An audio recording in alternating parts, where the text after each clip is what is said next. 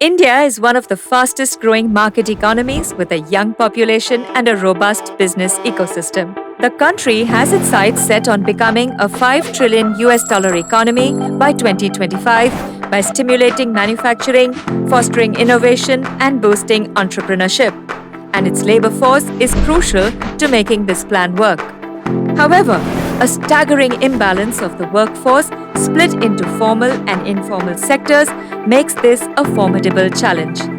It is the informal sector that the COVID 19 pandemic has hit the hardest, widening already pre existing inequalities and causing massive job losses.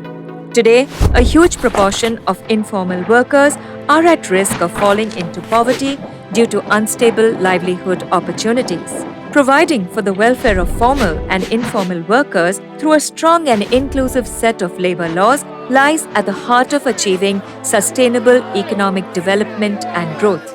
The Indian Constitution upholds numerous effective safeguards for the protection of labor rights, along with 4 new comprehensive labor codes.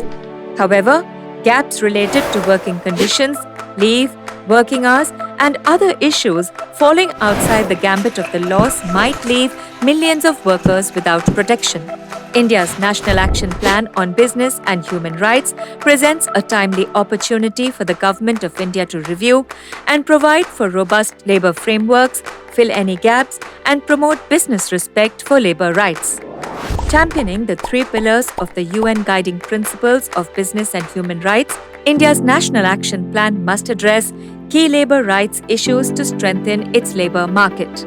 The National Action Plan is an opportunity for India to reaffirm its commitment to labor rights while ensuring that responsible businesses remain competitive.